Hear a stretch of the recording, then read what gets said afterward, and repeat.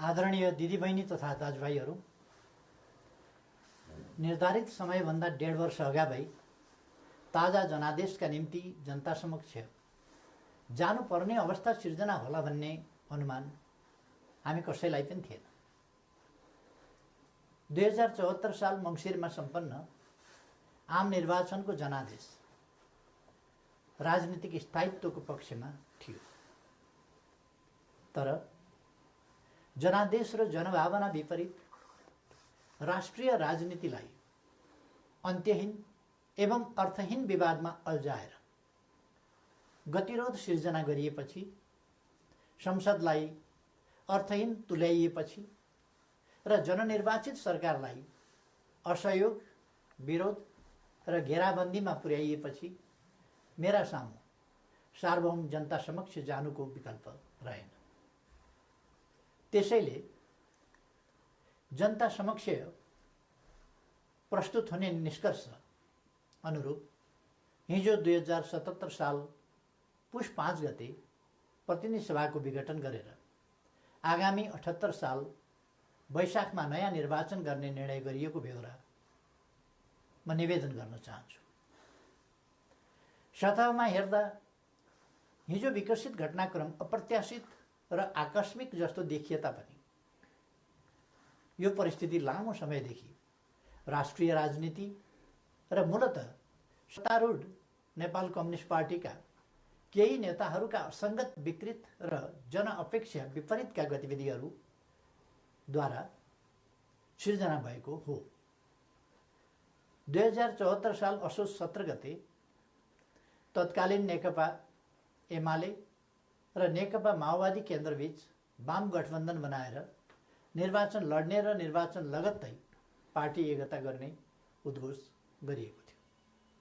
यो निर्णय आम निर्वाचन मार्फत आम जनताद्वारा स्पष्ट रूपमा अनुमोदन भएको थियो, तर निर्वाचन पश्चात राष्ट्रिय राजनीतिलाई जनअपेक्षा अनुरूप अगाडि बढ्न नदिने विभिन्न विसङ्गत गतिविधि सुरु भए। सुरुमा सरकार गठनमा विलम्ब गराउने र जनादेश विपरीत अन्त्यहीन बार्गेनिङ र दबावमा राष्ट्रिय राजनीतिलाई अल्झाउने त्यति बेलाका गतिविधिहरू तपाईहरूको सम्झनामा ताजै छन् भन्ने ठान्दछु। बाधाहरू पन्छाउँदै सरकार गठन भयो र सरकारले जनअपेक्षा अनुरूप काम गर्न पनि सुरु गर्यो। त्यसपछि केही नेताहरूद्वारा निरन्तर रूपमा अस्थिरताका सन्देश र प्रयास जारी रहे। सरकार गठनको 1 वर्ष नपुग्दै कुनै नेताले मुलुक बाहिर गएर अस्थिरताको सन्देश छर्नुभयो भने कुनै नेताले प्रधानमन्त्री मुलुकमा नभएको मौका पारेर देश डुब्न लाग्यो भन्दै बचाउनका लागि माझी गुहार्न थाल्नुभयो। सरकार संविधानको कार्यान्वयनका लागि नयाँ कानुन निर्माण, संघीयताको कार्यान्वयन र मुलुकको सामाजिक आर्थिक रूपान्तरणमा केन्द्रित थियो, तर कतिपय साथीहरूका आँखा निरन्तर पद, प्रतिष्ठा र पद सोपानमा मात्रै केन्द्रित भए।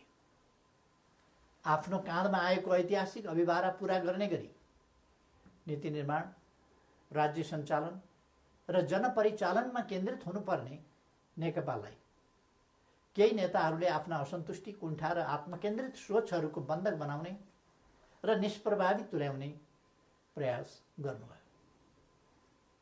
दिदीबहिनी तथा दाजुभाइहरू, समस्या समाधानका लागि दुई अध्यक्षहरूका बीचमा कार्यविभाजन गरेर एकजना सरकार र अर्कोले पार्टी सञ्चालनमा केन्द्रित हुने निर्णय भएपछि समस्या समाधान हुने अपेक्षा गरिएको थियो।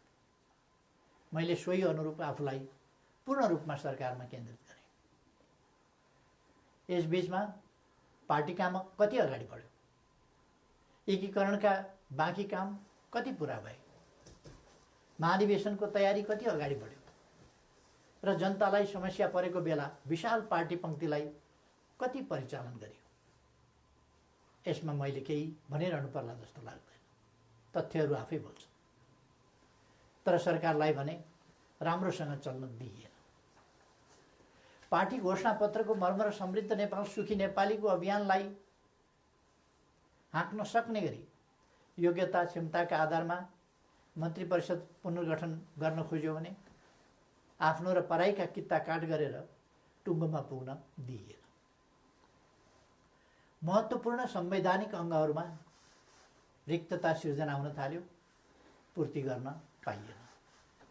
पछाडि परेका सामाजिक समुदायको हितका लागि विभिन्न संवैधानिक आयोगहरूको व्यवस्था छ, तर 2.5 वर्षसम्म पनि त्यहाँ नियुक्ति हुन पाएन। सरकारले दूरगामी महत्त्वका काम गरेको छ। प्रतिकूलताका बीचमा पनि मुलुकले महत्त्वपूर्ण उपलब्धि हासिल गरेको छ। युगान्तकारी काम सुरु भएका छन्, तर विपक्षी दलहरूलाई पनि उछिनेर केही नेताहरू सरकारको अनन्त विरोध र नकारात्मक मनोविज्ञान सिर्जना गर्न उद्धत भइरहनु भयो। सरकारले प्रस्तुत गरेका कतिपय प्रस्तावमाथि सार्वभौम संसदलाई छलफल पनि गर्न नदिइकन जबरजस्ती रोकेर राख्यो। विगत केही महिना यता सरकार कस्तो कठिनाइ बीच काम गर्न बाध्य भयो र कस्तो घेराबन्दीको शिकार भयो भन्ने बारेमा यहाँहरू अनभिज्ञ हुनुहुन्न भन्ने म ठान्दछु। मैले राज्य प्रणालीमा पनि र पार्टी संरचनामा पनि नेतृत्व हस्तान्तरणको एउटा वैधानिक प्रणाली बसाल्ने प्रयास गरेँ। प्रधानमन्त्री चयन ताजा जनादेशका आधारमा बन्ने संसदले गरोस् र पार्टी नेतृत्वको चयन महाधिवेशनबाट होस् भन्ने विधि स्थापित गर्न खोजे। सङ्घीय लोकतान्त्रिक गणतन्त्रका निम्ति अगुवाई गरेको पहिलो पुस्ताले संरक्षक र उत्प्रेरकको सम्मानजनक भूमिकामा रहोस् र मुलुकको नेतृत्व सामाजिक आर्थिक रूपान्तरण र समृद्धिको मिसन पूरा गर्न सक्षम र सक्रिय नयाँ पुस्तामा हस्तान्तरण होस् भन्ने मार्गचित्र प्रस्तुत गरे। यसै मान्यताका आधारमा 5 वर्षको सरकारको नेतृत्वपछि सुयोग्य नेतृत्वलाई जिम्मेवारी हस्तान्तरण गर्ने र महाधिवेशनद्वारा पार्टीको कार्यकारी जिम्मेवारीबाट अवकाश लिने घोषणा समेत गरे। मुलुकको जटिल अवस्थामा नियमित महाधिवेशन हुन नसक्ने हो भने पनि विशेष महाधिवेशन गरेर अध्यक्ष पद हस्तान्तरण गर्न इच्छा गरे र योजना पनि प्रस्तुत गरे। तर महाधिवेशनका लागि साथीहरूले 4 महिना पनि कुर्न सक्नु भएन। उल्टै मेरो राजनीतिक चरित्र हत्या गर्ने गरी अत्यन्त लाञ्छित र अपमानित गर्दै आरोप पत्र पेश गर्नुभयो। त्यसलाई पार्टीको लोगो र कार्यालयको दुरुपयोग गर्दै राष्ट्रव्यापी रूपमा वितरण गर्नुभयो र वस्तुतः पार्टी विभाजनको अप्रत्यक्ष घोषणा गर्नुभयो। अर्कातिर भित्रभित्रै प्रधानमन्त्री विरुद्ध अविश्वास प्रस्तावको तयारीलाई अगाडि बढाउनुभयो। पार्टी अध्यक्ष एवं संसदीय दलका नेतालाई थाहै नदिई संसद अधिवेशन बोलाउन हस्ताक्षर सङ्कलन गरेर साथीहरूले संविधान विपरीत पार्टी प्रणाली र पद्धतिमाथि यसअघि नै गम्भीर आघात पुर्याउनुभयो। यसपछि नै पार्टीभित्रको अवस्था निकै गम्भीर र सङ्कटपूर्ण बन्न पुगेको। अस्ति पुस 4 गते मात्रै पनि मैले पुष्पकमल दाहाल जीको निवासमै गएर उक्त विग्रहकारी आरोप पत्र फिर्ता लिन, पार्टीमा सहज र स्वस्थ वातावरण सिर्जना गर्न र विशेष महाधिवेशन आयोजना गरेर नेतृत्व हस्तान्तरणका लागि पटक पटक आग्रह गरे। पार्टी एकीकरणको सङ्क्रमणकालीन प्रयोजनका लागि मनोनयनद्वारा गठन भएका र महाधिवेशन सम्पन्न गर्ने मुख्य दायित्व भएका पार्टीका नेतृत्वदायी कमिटीहरूलाई पार्टी विधान र एकीकरणको भावना विपरीत पार्टीलाई मतदानको अवस्थातिर नधकेल्न र कर्तव्यको लिकबाट बाहिर नजान बारम्बार आग्रह गरे। तर यस प्रयासलाई मेरो कमजोरी ठान्यो। केही भएको छैन, केही गरिने छैन भन्ने कुरामा अल्मल्याउँदै प्रधानमन्त्री विरुद्ध अविश्वास प्रस्तावको तयारी अगाडि बढाइयो। दिदीबहिनी तथा दाजुभाइहरू, सरकार विरुद्ध यसरी घेराबन्दी र दाउपेच गर्नुपर्ने जायज कारण के थियो र? सरकारले यस बीचमा राष्ट्रियतालाई सुदृढ गर्ने सन्दर्भमा ऐतिहासिक कामहरू गरेको छ। नेपालको वास्तविक भूभाग समेटेको नयाँ नक्सा प्रकाशन गरिएको छ। तदनुरूप सर्वसम्मतिका आधारमा संविधान संशोधन गरिएको छ। समस्या समाधानका लागि मित्र राष्ट्र भारतसँग वार्ताको तयारी भइरहेको छ। चीनसँग पारवन यातायात प्रोटोकलमा हस्ताक्षर भएको छ। नेपालको अन्तर्राष्ट्रिय छवि, भूमिका र आकर्षण बढेको छ। यसलाई सुदृढ गर्न सबैले सहयोग गर्नुपर्ने बेलामा सरकारलाई असहयोग र असफल पार्न भइरहेका यी गतिविधिका पछाडि गम्भीर षड्यन्त्र लुकेको स्पष्ट छैन र? यी घटनाक्रम हेर्दा म आजभन्दा 4 वर्ष अगाडिका परिदृश्यहरूलाई सम्झिरहेको छु। नाकाबन्दीको साहसका साथ सामना गर्दै त्यसलाई अन्त्य गरे बापत नेपालको पारवन सुविधा विस्तार गरेर फेरि कहिल्यै नाकाबन्दी नहुने कुराको सुनिश्चित गरे बापत त्यति बेलाको सरकारलाई यसै गरी षड्यन्त्रपूर्ण ढङ्गले अपदस्थ गरिएको थियो। परिस्थिति र समय सन्दर्भ फरक भए पनि पात्रहरू उनै हुनुहुन्थ्यो। कि यसले हाम्रा कतिपय नेताहरू नेपाललाई अनन्त अस्थिरतामा फसाउने योजनामा सहभागी भएको स्पष्ट रूपमै देखिनुहुन्न र? थुप्रै प्रतिकूलताका बावजुद नेपालले गएको 3 वर्षमा उल्लेख्य उपलब्धि हासिल गरेको कुरामाथि पनि उल्लेख भइसकेको छ। प्राय सबैजसो विकास सूचकाङ्कहरूमा नेपालले प्रगति गरेको छ। कतिपय क्षेत्रमा फड्को नै मारेको छ। शान्ति सुरक्षाको स्थितिलाई सुदृढ तुल्याइएको छ। पृथकतावादी गतिविधिलाई समाधान गरिएको छ। मुलुकले विकास, सुशासन, समृद्धि र स्थायित्वतिर सकारात्मक कदम चालिरहेको यस स्थितिबाट पार्टी खुसी हुनुपर्ने होइन र? सबै मिलेर यसलाई थप गति दिनुपर्ने होइन र? तर कतिपय नेताहरूबाट यसको उल्टो काम भइरहेको छ। सरकारलाई 5 वर्ष काम गर्न दिने र उसका कामको परीक्षण जनताबाट निर्वाचनका क्रममा हुने लोकतान्त्रिक बाटो छोडेर सधैँभरि सत्ता, सधैँभरि सरकार, सधैँभरि पदीय भागभण्डाको चक्रव्यूहमा राजनीतिलाई बन्दी बनाउने काम भयो। लोकतन्त्रमा सत्तापक्षले जनताको आदेशअनुसार काम गर्छ, प्रतिपक्षले नियन्त्रण र सन्तुलनको भूमिका खेल्छ। तर हामी कहाँ सत्तापक्षका कतिपय साथीहरू नै प्रतिपक्षभन्दा बढी आक्रामक, असहयोगी र षड्यन्त्रपूर्ण गतिविधिमा संलग्न हुने विडम्बनापूर्ण अवस्था सिर्जना भयो। आजको स्थिति विकसित हुनुमा कतिपय नेताहरूको गतिविधिको मुख्य जिम्मेवारी रहेको तथ्यलाई एका राख्नुपर्दछ। यस्तो काम कुनै पनि अर्थमा लोकतान्त्रिक हुन सक्दैन। दिदीबहिनी तथा दाजुभाइहरू, पार्टीलाई एकताबद्ध रूपमा अगाडि बढाउने, नेतृत्व हस्तान्तरणको विधि र प्रणाली बसाउने र पार्टी, सरकार र संसदलाई जनताको हितमा केन्द्रित गर्ने मेरा प्रयासहरूमा यसरी निरन्तर बाधा सिर्जना गरिए। यसपछि नै म यस निर्णयमा पुग्न बाध्य भएको हुँ। प्रतिनिधि सभा विघटन र नयाँ निर्वाचन मेरो रुचि वा छनौटको विषय थिएन। तर मुलुकलाई अकर्मण्य अवस्थामा राखिराख्नु उचित हुँदैन थियो। संसदलाई केही नेताहरूको स्वार्थको बन्धक बनाइराख्नु जनादेश विपरीत हुन जान्थ्यो। जनताको भावना अनुसार काम गर्न अगाडि बढ्नै नसक्ने स्थितिबाट मुलुकलाई निकास दिनै पर्थ्यो।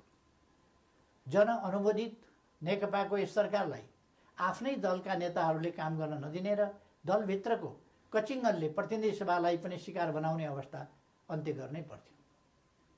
यसै पृष्ठभूमिमा म नयाँ जनादेशका लागि सार्वभौम जनता समक्ष जाने निष्कर्षमा पुगेको हुँ।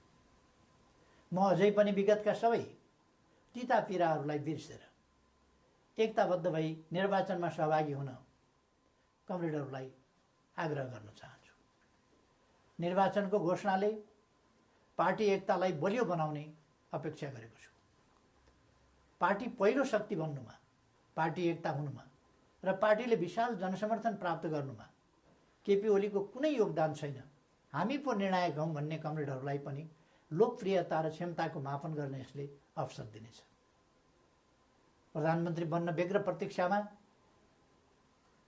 वा प्रयासमा रहनुभएका नेताहरूलाई पनि ताजा जनादेशले विकल्प दिनेछ। प्रतिपक्ष दललाई पनि आफ्ना एजेन्डा जनताबीच लैजान अवसर प्रदान गर्नेछ। निर्वाचन लोकतन्त्रको आत्मा हो। यो सबैभन्दा उन्नत लोकतान्त्रिक अभ्यास तथा विधि पनि हो। जननिर्वाचित सरकारले काम गर्न पाउँदैन भने उसले पुनरावेदन गर्न जाने ठाउँ सार्वभौम जनता समक्ष नै हो। मैले यही बाटो अवलम्बन गरेको छु। पार्टीले मेरो नेतृत्वमा विगत आम निर्वाचनमा लडेको थियो। म पार्टी संसदीय दलबाट सर्वसम्मत रूपमा नेता चयन भएको थिएँ र त्यसै हैसियतमा प्रधानमन्त्री निर्वाचित भएको थिएँ। बहुमत प्राप्त दलको सर्वसम्मत नेतालाई काम गर्न नदिइएपछि बन्द कोठामा अनुचित र सिद्धान्तहीन सम्झौतामा अल्झिएर जनअपेक्षामा आँच पुर्याउनु मैले उपयुक्त ठानिनँ। जनतालाई फैसला गर्न दिनु नै सबैभन्दा लोकतान्त्रिक विकल्प हो भन्ने मैले ठाने। त्यसै पनि जस्केलाबाट सरकारमा छिर्ने र जनमतको उपहास गर्ने अलोकतान्त्रिक चरित्रप्रति मैले सधैँ विमति राख्दै आएको छु। दिदीबहिनी तथा दाजुभाइहरू, नेपालको संविधानले नेपालको सार्वभौम सत्ता र राजकीय सत्ता जनतामा निहित रहने व्यवस्था गरेको छ। राज्य सञ्चालनको अन्तिम निर्णयकर्ता जनता हुन्। जनताको यो सार्वभौम सत्ता, राजकीय सत्ता र निर्णय निर्वाचन मार्फत व्यक्त हुन्छ। जनताको अभिमत व्यक्त हुने निर्वाचनले लोकतन्त्रलाई थप सुदृढ र परिपक्व बनाउँछ। हाम्रो लोकतान्त्रिक प्रणाली नयाँ छ तर कमजोर छैन। मुलुक जनप्रतिनिधिविहीन अवस्थामा छैन। राष्ट्रिय सभा क्रियाशील छ। प्रदेश सरकार र प्रदेश सभा एवं स्थानीय सरकारहरू मुलुकको संविधान र कानुन अनुरूप आफ्नो तहमा राजनीतिक नेतृत्व प्रदान गरिरहेका छन्। राष्ट्रपति र न्यायालय लगायतका संस्थाहरू र राज्यका निजामती एवं सुरक्षा अङ्गहरू सबै आफ्नो कर्तव्य निर्वाहमा दृढ छन्। 4.5 महिनापछि नयाँ प्रतिनिधि सभा स्थापित भइहाल्ने नै छ। 21औं शताब्दीको नेतृत्व गर्न तयार भएर बसेको हाम्रो युवा पुस्ता लोकतन्त्रप्रति प्रतिबद्ध छ। यो पुस्ता नै लोकतन्त्रको सबैभन्दा ठुलो पहरेदार हो।